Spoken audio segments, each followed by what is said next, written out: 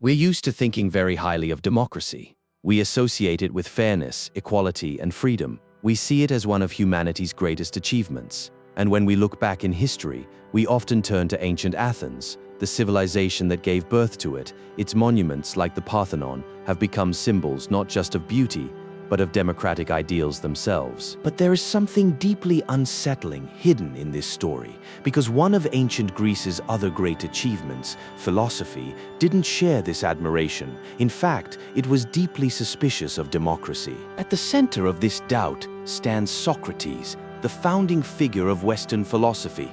Through the writings of his student Plato, especially in the Republic, we encounter a mind that questioned what others celebrated. Socrates didn't see democracy as an obvious good. He saw it as something fragile and potentially dangerous. In one famous discussion, Socrates speaks with Adeimantus and offers a simple but powerful comparison. He asks, if you were about to sail across the sea, maybe in a storm, who would you trust to decide who should command the ship? Would you let just anyone take control, or would you choose someone trained in navigation? Someone who actually understands the rules and demands of seafaring? The answer feels obvious, and yet Socrates pushes further. If we require skill and knowledge to guide a ship, why don't we require the same for those who guide a state? Why do we assume that every opinion is equally fit to decide who should rule? For Socrates, voting wasn't just a casual act. It wasn't just expressing a preference. It was a skill. And like any skill, it needed education, discipline, and thought. To let people vote without cultivating their understanding was, in his view, deeply irresponsible, like placing untrained hands on the wheel of a ship in the middle of a storm. And this wasn't just theory for him. Socrates experienced the consequences of democracy firsthand. In 399 BC, he was put on trial in Athens on charges of corrupting the youth. The charges were weak, maybe even fabricated, but the process itself was democratic. A jury of 500 citizens was assembled. They listened, they judged, they voted. And by a narrow margin, they found him guilty. His punishment was death. He drank hemlock, not at the hands of a tyrant, but by the decision of the people. For those who value thought and reason, this moment feels like a quiet tragedy. Not loud, not dramatic, but deeply unsettling. It forces an uncomfortable question. Can a system built on collective judgment still produce injustice? Socrates believed it could. Now, to be clear, Socrates wasn't an elitist in the usual sense. He didn't argue that only the rich or powerful should decide. He didn't want power restricted to a small group. His idea was more subtle and more demanding.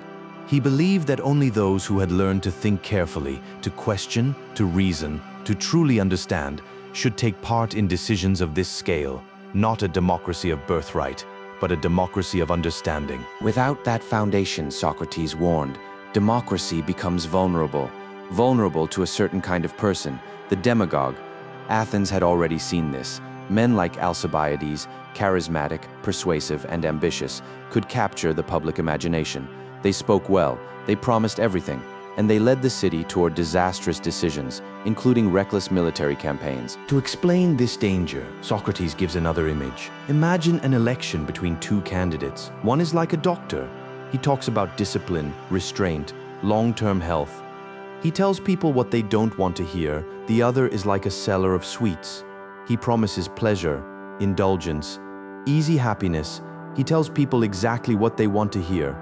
The sweet seller turns to the crowd and says, "This man has harmed you. He gives you bitter medicines, denies you pleasures.